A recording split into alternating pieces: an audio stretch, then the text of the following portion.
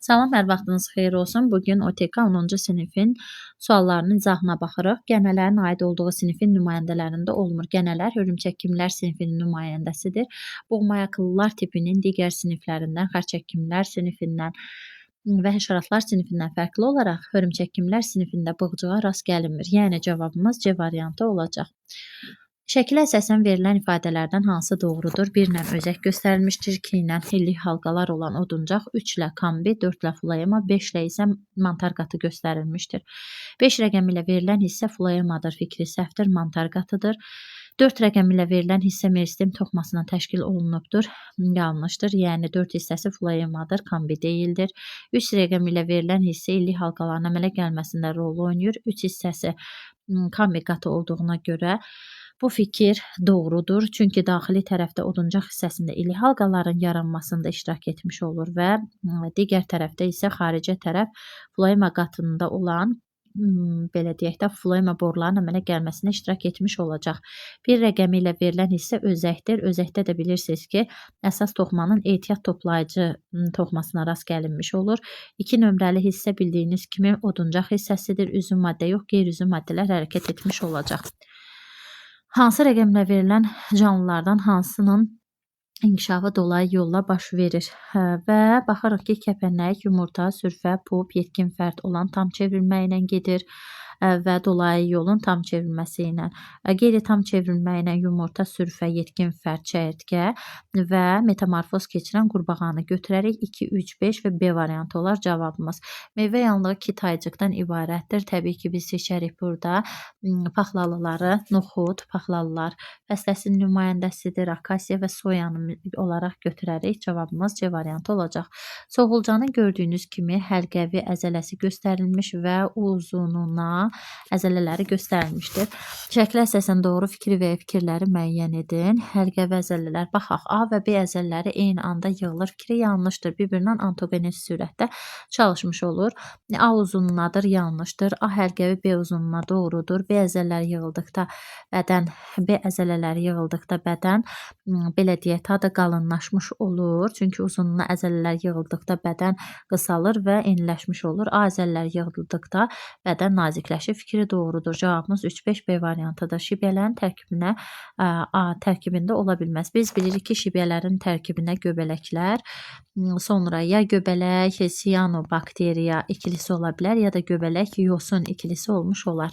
Misil göbələyə aid olacaq, xromatofor yosuna aid olacaq, xlorofil siano ilə yosunun tərkibində olacaq, liflər göbələyə aid olacaq, amma heç vaxt xloroplast ola bilməz. Cədvələ əsasən X plus Y ifadəsinin qiymətini tapın. Noxud bitkisinin çiçəklərində olan biçik erkəkçiklərin sayı. Biz bilirik ki, noxudda belə olacaq, K5 biçik, ləçək 3'ü sərbəst, 2'si biçik olan qayıqçıq, erkəkçikdən 9'u biçik, biri isə sərbəst, dişicik isə 1 olmuş olacaq. Biçik erkəkçiklərin sayı dedikdə bir dənə çiçəkdə 9 dənə biçik erkəkçik varsa 36 dənəsi 4 dənə də yerləşmiş olacaq 4 çiçəkdə. 4 çiçəyin hər birində bir dənə qayıqçıq olduğuna görə 4 dənə qayıqçıq olacaq 4 dənə çiçəkdə. Hər bir belə deyək bir çiçəkdə, noxudun bir çiçəyində bir dənə qayıqçıq olur, bir dənə yelkən olur.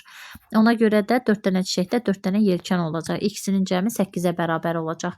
Çovdar bitkisi haqqında verilən fikirlərdən hansı doğrudur?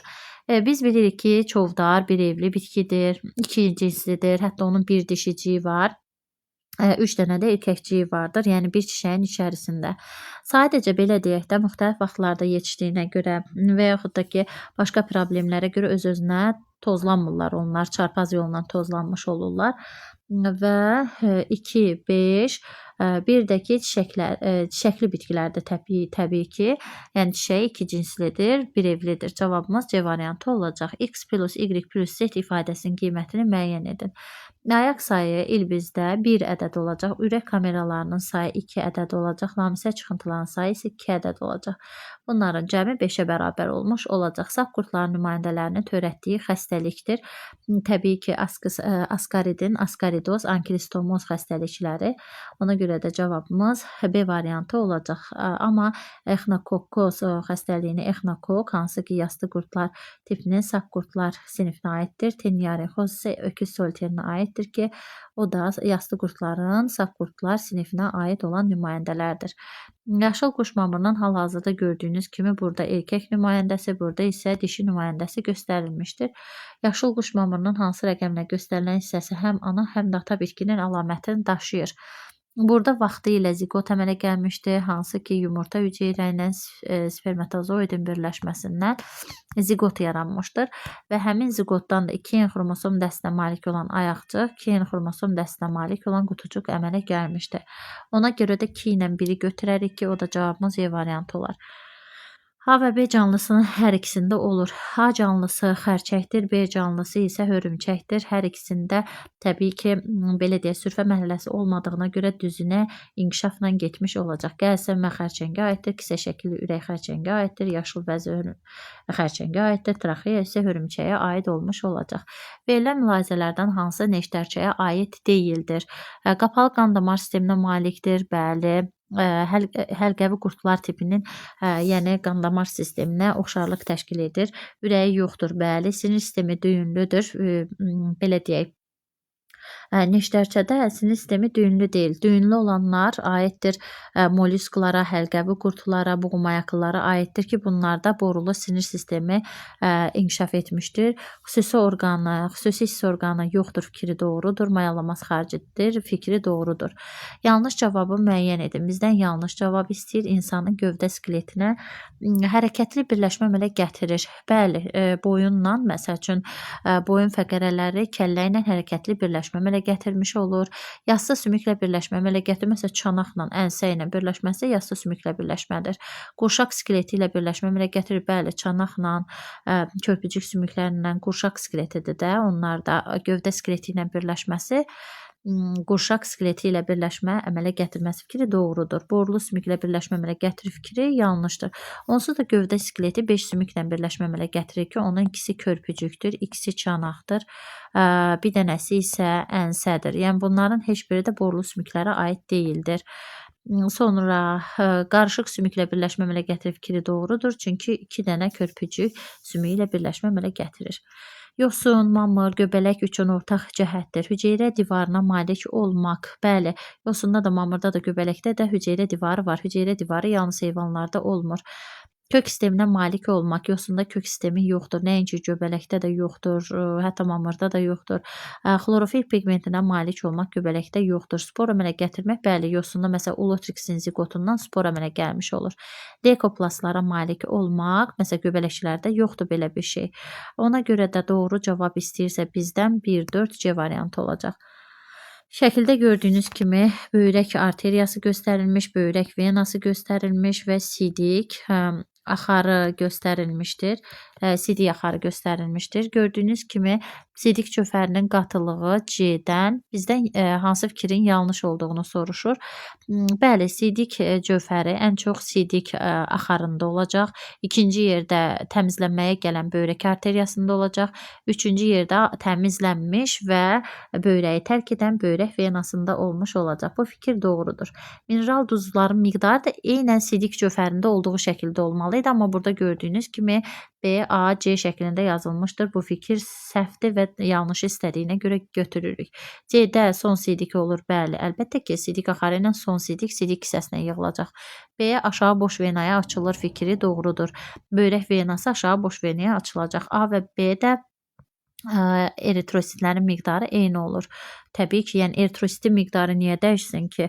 Hemoglobin oksigenini verər, karbon qazı alar. Başqa niyə eritrosit dəyişsin ki?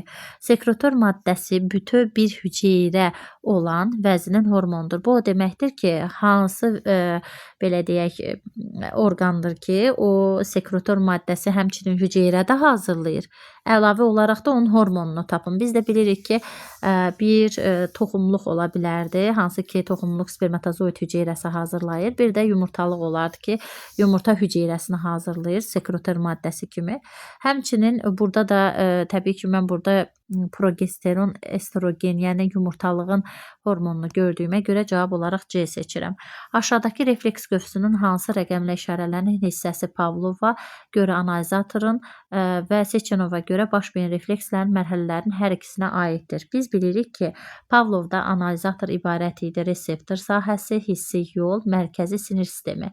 Bu Pavlova aid idi. Amma Sechenova aid olan hissələr isə reseptor sahəsi, mərkəzi sinir sistemi və işçi orqandan ibarət idi. Baxırıq ki, hər ikisi üst-üstə düşən birinci və üçüncü hissə olduğuna görə cavabımız A olacaq.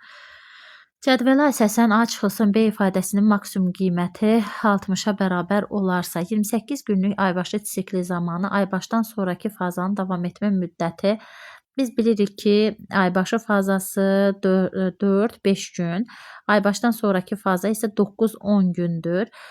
Bizdə də maksimum qiymət istəyir deyə bura 9-u yox, onu qeyd edərəm və aybaşı fazasının davam etmə müddətini isə 4-5 gündən, yəni A-dan B-yi çıxdıqda maksimum qiymət almaq üçün 4-5 gündən 4-ü qeyd edərəm. Ondan 4-ü çıxdıqda bərabərdir, fərq 6-ya bərabər olmuş olar. Fərq 6-ya bərabər olduqda yönləndirici cisimciklərin sayı neçə olar istəyirsə yazıram.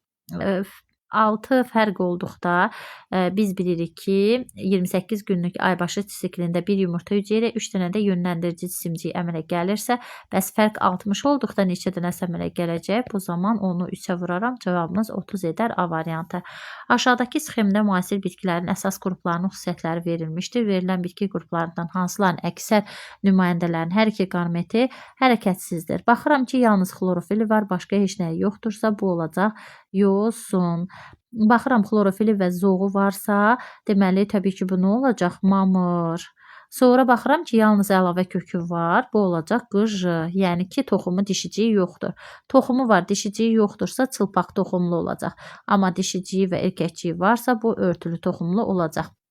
Mən bilirəm ki, yosunda, onsuz da, yəni qametlər qamçıl qametlər idi, çox aktiv hərəkətli idi. Qıjı ilə mamırda da ki, spermatozoidləri hərəkətli xüsusiyyətə malik idi, yumurta hüceyrələri hərəkətli deyil idi. Amma hər iki qameti də hərəkətsiz olan N və S çılpaq toxumlu və örtülü toxumlu olacaq, o da Y variantıdır. 21. Başlanğıc sayı 3 olan bakteriya 2 saat ərzində bölünməyə məruz qalmışdır. Başlanğıc sayı 3 olan bakteriya 2 saat ərzində, deməli 2 saat ərzində bölünməyə məruz qalmışdır. Baxaq bu suala. Başlanğıc sayı 3-dürsə, yazıram. Başlanğıc sayı N0-ımız bərabərdir 3-dür. Verilib mənə 2 saat. Sadəcə 1 saatını maksimum sürətlə bölünmüşdür. İkinci saatını isə, digər saatını isə minimum sürətlə bölünmüşdür. Deməli, buradan nəsil sayını tapmaq üçün 60-ı bölərəm. Maksimum 20-yə bərabərdir 3 edər. Buradan isə N-i taparam 60-ı bölərəm 30-a. Minimum sürətlə getdiyinə görə 2 taparam. Demək ki, başlanğıc bakteriya sayımız NT bərabərdir. Hesablayaram ki, N0-ımız 3-dür. Vurulsun 2 üstü 3. Bərabərdir 3-ü 2 üstü 3 8-ə vurduqda olacaq 24. Sonra isə növbəti dəfə NT bərabərdir. Başlanğıc bakteriya sayı 24 ilə davam edək. Vurarıq. 2 üstü N-i buradan 2 tapmışdıq. 24-ü 4-ə vuranda 96 edər. Və deyir ki, sonunda əmələ gəlmiş bakteriyaların alınması üçün neçə bakteriya bölünməyə məruz qalar? Deyirik ki, 48. Hansı boşluğa 2 rəqəmi yazmaq olmaz? Ev itinin arteriyasında 2 növ qan dövr edir. Bəli, arterial və venoz qan dövr etmiş olur. Göyərçin ürək boşluğunda bəli, həm arterial, həm də venoz qan olur. Ev itinin çiyin qurşağına 2 növ sümük yox, 2 dənə olar. 2 növ yox, 2 sümük daxildir olar. Cavabımız C variantı olar. Timsahın ürək boşluğunda 2 növ qan olur fikri doğrudur. Sonra xanı balığının onurğası bəli 2 şöbədən ibarətdir, doğrudur. Çünki gövdə şöbəsi və quyruq şöbəsindən təşkil olunmuşdur. Erkək qıjının yarpaqların altında qamet yox, spor əmələ gəlməli idi. Mayalanması cinsi nəslin üzərində gedir. Bu fikir doğrudur. Çünki protaldan söhbət gedir. Sporları yarpağın altında əmələ gəlir. Bu da doğru fikirdir. Yetkin fərdi qeyri-cinsi nəsildir. Bu da fikir doğrudur. Protal heterotrof yox, avtotrofdur. yoxdur. Ona görə də cavabımız olacaq 2, 3, 4. Həm bitki, həm də bakteriya hüceyrəsində ola bilər. Biz bilirik ki, nüvə bakteriyada yoxdur. Plazmatik membran bütün aləmlərdə var. Hüceyrə divar həm bitki, həm bakteriyada var. Vakol bakteriyada yoxdur. Plastit bakteriyada yoxdur. 2, 3 olacaq. İnsanın döş qəfəsi. Ümumilikdə biz bilirik ki, döş qəfəsi 7-ci boyun, 1-ci bel və 2 dənə də körpücük sümüyü ilə birləşdiyinə görə 4 birləşmə əmələ gətirir. Və 2 cür sümük iliyi olan sümüklə birləşmə əmələ gətirir. Mən bayaq sayanda uzun borulu sümük adı çəkmədim. 2 körpücük adı çəkdim. 7-ci boyun və 1-ci bel fəqərəsinin adını çəkdim. Yəni 1 yanlışdır. Cəmi 4 sümüklə birləşmə əmələ gətirir fikri zaten yuxarıda qeyd etmişəm. Ətrafların skeleti ilə birləşmə əmələ gətirir. Ətrafların skeleti ilə birləşmə əmələ gətirir. Əlbəttə ki, körpücük sümüyü ətrafın skeletinə aid olduğuna görə bunu da götürərəm. Yastı sümüklə birləşmə əmələ gətirir. Körpücük qarışıqdır. 7-ci boyun və 1-ci beldə qarışıqdır. Ona görə yanlışdır. 5 cüt sümüklə birləşmə əmələ gətirir fikri də yanlışdır. Cavabımız 2, 3 olacaq. Sağlam insanın 3 nüvəli qaraciyər hüceyrəsində cəmi neçə xromosom olar? 3 dənə 3 nüvəlini 46-ya vuraram və cavabımız olar 138. Uyğunluğu müəyyən edin. Çoxalma üsulu tumurcuqlanma yolu ilə baxırıq ki, tumurcuqlanma yolu ilə maye və şirin su hidrası çoxalır, yəni CY və burada mukor göbələyi sporla çoxalır. İmsor tərlik adi amoeba isə 2-yə bölünmə üsulu ilə çoxalmış olacaq. Yəni 1-ə CY, 2-yə B, 3-ə isə D qeyd etmiş olarıq. Sonra situasiya hamiləliyin 4-cü ayı müayinə olunan qadının bətnində 2 dölün olduğu müəyyən olundu. Bu döllər ayrı-ayrı, baxın, ayrı-ayrı ciflərin daxilində yerləşir. Ayrı-ayrı olmaq o deməkdir ki, bu ayrı yumurta əkizləridir. Bu döllərin əmələ gəlməsində iştirak edən qametlərin sayını biz bilirik ki, 2 dölün əmələ gəlməsində ayrı-ayrı 2 yumurta hüceyrə və 2 dənə də spermatozoid iştirak etmişdir. 4 qamet və yəni şərtdə də verilib ki, 2 cift olduğuna görə 4-ün 2-yə nisbəti, sayına olan nisbəti necədir? 4-ün 2-yə, yəni 2-nin 1-ə nisbəti kimi olmuş olacaq. Döllərin eyni və ya müxtəlif yumurta əkizləri olduğunu fikrini bildirməklə yazın. Bilirsiniz, niyə ayrı yumurta əkizidir? Ona görə ki, yəni 2 dənə döl ayrı-ayrı ciflərin daxilindədir. Əgər onlar eyni ciftin daxilində olsaydı, eyni yumurta əkizləri sayılardılar. Döllərin inkişafı zamanı ananın hansı müvəqqəti daxili sekresiya vəzləri fəaliyyət göstərmişdir? 4 aylığında olduğundan, belə, yəni 4-cü ayı müayinə olunan, 4-cü ayında müayinə edilirsə, bu uşağın 3-cü ayının tamamına kimi sarı cisim onu qoruyubdur. 3-cü ay bitəndən 4-cü aya keçəndən isə cift artıq hormonu vasitəsilə onu qoruyubdur.